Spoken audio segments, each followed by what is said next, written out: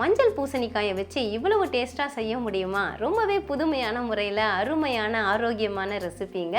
ரொம்ப சுலபமாக செஞ்சிடலாங்க. Hi friends, welcome to Chennai food. இந்த ரெசிபியை நான் எப்படி செய்கிறேன்னு நீங்களே பாருங்கள் வாங்க. இந்த ரெசிபி செய்கிறதுக்காக 250 கிராம் அளவுக்கு மஞ்சள் பூசணி எடுத்துருக்காங்க. இதில் பார்த்தீங்கன்னா நடுவில் இருக்கக்கூடிய இந்த விதைகளை நாம் எடுத்துடலாம். அந்த பகுதியை அப்படியே கட் பண்ணி எடுத்துக்கலாம். இந்த விதைகளை தூக்கி போடாதீங்க. சுத்தமாக கழுவி எடுத்துட்டு நல்லா காய வச்சு எடுத்து வச்சுக்கோங்க.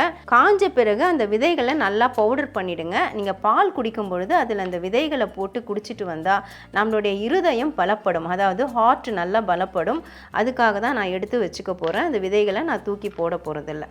நடுவில் உள்ள விதைகள் எல்லாத்தையும் நான் நீக்கிட்டேங்க. இப்போ இந்த தோலை நாம் சீவி எடுத்துடலாம். தோல் கொஞ்சம் அழுத்தமாக தான் இருக்கும். அப்படியே உடச்சி விட்டு சீவி எடுத்துக்கோங்க. பீலரில் சீவ வராது, கத்தியில் சீவர் தான் சுலபமாக இருக்கும். மஞ்சள் பூசணிக்காயை ஃபுல்லாக தோல் சீவிட்டு சுத்தமாக கழுவி தொடச்சி எடுத்து வச்சுருக்குறேங்க. இதை நாம் கிரேட்டரில் தான் துருவ போகிறோம். நான் பெரிய ஹோல்ஸ் இருக்கிற கிரேட்டரில் வச்சு துருவிக்கிறேன்.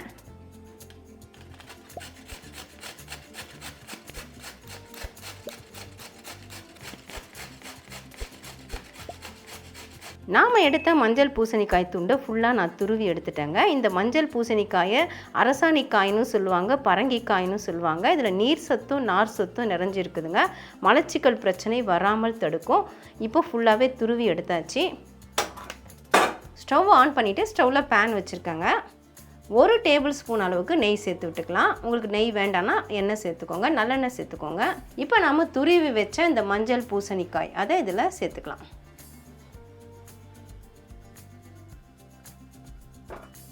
நீங்கள் துருவி தான் போடணுமா அப்படின்னு கேட்டிங்கன்னா துருவி போடணுன்றது கட்டாயம் இல்லைங்க. நீங்கள் விருப்பப்பட்டால் அரைச்சி கூட சேர்த்துக்கலாம், இல்லை வேக வச்சு அரைக்கலாம், இல்லை வேக வைக்காமல் பச்சையாக கூட அரைச்சிட்டு சேர்த்துக்கலாம். அதெல்லாம் உங்கள் விருப்பம் தான். இப்போ நெய்யில் இதை நம்ம ஒரு 2 நிமிஷம் வதக்கிக்கணும், இதில் இருக்கக்கூடிய பச்சை வாசனை போகிறதுக்காக. 2 நிமிஷம் போல் நான் நல்லா வதக்கிட்டேங்க. இப்போ நான் நாட்டு சர்க்கரை சேர்க்க போகிறேன். நாம் 250 கிராம் அளவுக்கு மஞ்சள் பூசணிக்காய் எடுத்தோம். அதனால் 250 கிராம் மெஷரிங் கப்பில் 1 கப்பு நாட்டு சர்க்கரை சேர்த்துக்கிறேன். உங்களுக்கு நாட்டு சர்க்கரை வேணும்னா ஒயிட் சுகர் கூட சேர்த்துக்கோங்க. சேர்த்துட்டு அப்படியே நல்லா கலந்து விட்டுக்கலாம். ஸ்டவ்வை லோ ஃப்ளேம் பண்ணிக்கோங்க. நாட்டு சர்க்கரை சேர்த்ததுக்கப்புறமா நீங்கள் ஹை ஃப்ளேம்லேயே வச்சுக்கலாங்க. நல்லா அப்படியே இலகி வருது பாருங்கள், தண்ணி விட்டா மாதிரி. நான் நாட்டு சர்க்கரைங்கிறதுனால அப்படியே சேர்த்துட்டேன். சப்போஸ் நீங்கள் வெல்லம் சேர்க்குறதா இருந்தால் வெல்லத்தில் தூசி இல்லைன்னா அப்படியே பொடிச்சிட்டு சேர்த்துக்கோங்க. சப்போஸ் ஜூசி இருந்ததுன்னா நீங்கள் அதை கரைச்சிட்டு வெல்லத்தை ஒரு கொதிக்க விட்டுட்டு சேர்த்துக்கோங்க, வடிகட்டி சேர்த்துக்கோங்க. இப்போ பாருங்கள், நாட்டு சர்க்கரை சேர்த்ததுனால நமக்கு இந்த கலரில் தான் வரும். நம்ம மஞ்சள் பூசணிக்காயை வச்சு நம்ம மஞ்சள் கலரில் செய்யணும்னு நினச்சோன்னா ஒயிட் சுகர் தான் சேர்த்துக்கணும். நாட்டு சர்க்கரை சேர்க்கும் பொழுது ப்ரௌன் கலரில் தான் நமக்கு வரும். இப்போ பாருங்கள், நல்லா கரைஞ்சி அப்படியே ஒன்று சேர்ந்து வந்துட்டுருக்குது. இந்த சமயத்தில் நம்ம பால் சேர்த்துக்கலாம். நான் எந்த கப்பில் நாட்டு சர்க்கரை எடுத்தனோ அதே மெஷரிங் கப், அதாவது 250 ml கப்பில் 3/4 கப்பு பால் சேர்த்துக்கிறேன். பால் இல்லைன்னா நீங்கள் பால் பவுடர் கூட சேர்த்துக்கலாம்.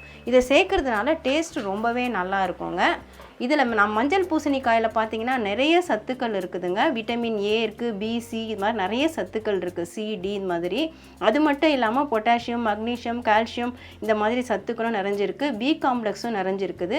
இதை நம்ம அடிக்கடி உணவில் சாப்பிட்றதுனால கல்லீரலில் இருக்கக்கூடிய நச்சுக்கள் எல்லாத்தையுமே வெளியேற்றுது, இருதயத்தை பலப்படுத்துது, கிட்னியில் கல் வராமல் தடுக்குது. இந்த மாதிரி பலவிதமான நன்மைகள் இதில் இருக்குதுங்க. உடல் எடையை குறைக்கிறதுக்கும் ரொம்பவே ஹெல்ப் பண்ணுங்க. நோய் எதிர்ப்பு சக்தியும் அதிகமாகவே இருக்குது. இது மாதிரி நிறைய சத்துக்கள் நிறைஞ்சிருக்குதுங்க. இதை அடிக்கடி நம்மளோட உணவில் சேர்த்துக்கலாம். கூட்டு, பொரியல், சாம்பாரில் இந்த மாதிரி நிறைய பலவிதமாக சேர்த்துக்கலாம். ஆனால் ஒரே மாதிரி நம்ம சமைச்சு கொடுத்தா வீட்டில் இருக்கவங்களாம் சாப்பிட மாட்டாங்க. அதனால் இந்த மாதிரி கொஞ்சம் வித்தியாசமாகவும் நம்ம செஞ்சு கொடுக்கலாங்க. டேஸ்ட்டு ரொம்பவே அருமையாக இருக்கும். இப்போ பாருங்கள், பாலும் நாட்டு சர்க்கரையும் நல்லா கரைஞ்சிட்டு ஒன்று சேர்ந்து வர ஆரம்பிச்சிருக்கு. இன்னும் கொஞ்சம் திக்காயிட்டு வரணும். இப்போ நம்ம ஏலக்காய் பொடி சேர்த்து விட்டுக்கலாம். ஸ்டவ் ஹை ஃப்ளேம்லேயே வச்சுக்கோங்க. 1/2 டீஸ்பூன் அளவுக்கு ஏலக்காய் பொடி சேர்த்துக்கிறேன். சர்க்கரை சேர்த்து அரைச்சது. சப்போஸ் நீங்கள் இடித்து சேர்க்குறதா இருந்தால் 3 ஏலக்காயை இடிச்சிட்டு சேர்த்துக்கோங்க. 1 பிஞ்ச் அளவுக்கு சால்ட்டு சேர்த்துட்டு நல்லா கலந்து விட்டுக்கோங்க. ஒன்று சேர்ந்து இறுகி வரணுங்க, அதுதான் சரியான பதம். ஹை ஃப்ளேம்லேயே வச்சு கலந்து விடுங்க. இறுகி வர ஆரம்பித்த உடனே லோ ஃப்ளேம் பண்ணிக்கோங்க. 5 நிமிஷமாக நான் கிளறி விட்டுட்ருக்குறேங்க. ஹை ஃப்ளேமில் வச்சு தான் கலந்தேன். நாம் சேர்த்த நாட்டு சர்க்கரை நல்லா அந்த பாலோட சேர்ந்து கரைஞ்சி அந்த பூசணிக்காயும் நல்லா வெந்து எவ்வளோ சாஃப்டாக ஆகிடுச்சு பாருங்கள்.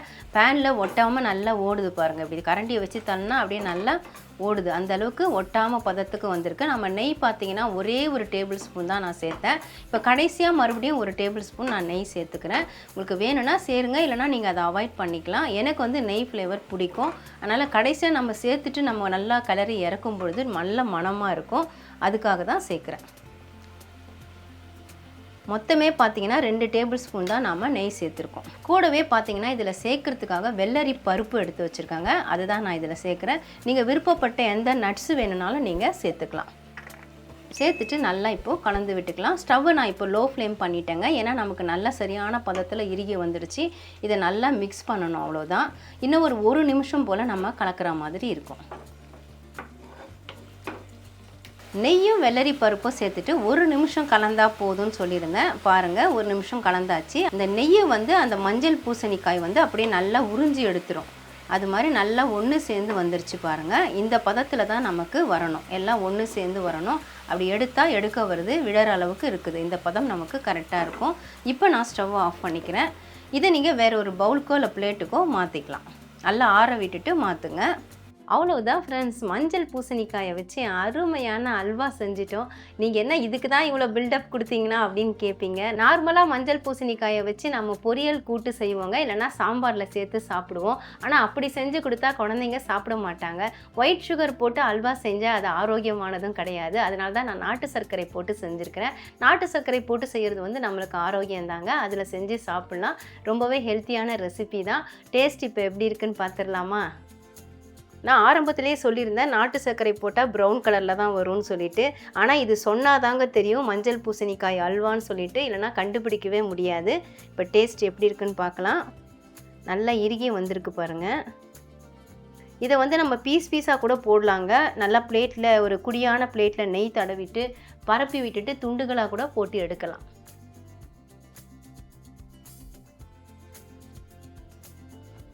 சூப்பராக இருக்குது. உண்மையிலே ரொம்ப அருமையாக இருக்குதுங்க. நம்ம மஞ்சள் பூசணிக்காயை பச்சையாக போட்டு வதக்கி தான் செஞ்சோம். ஆனால் டேஸ்ட்டு ரொம்பவே சூப்பராக இருக்குது. பூசணிக்காய் நல்லா வெந்திருக்குதுங்க. நம்ம நெய்யில் வதக்கிட்டு அதுக்கப்புறமா தான் நாட்டு சர்க்கரை பால்லாம் சேர்த்தோம்.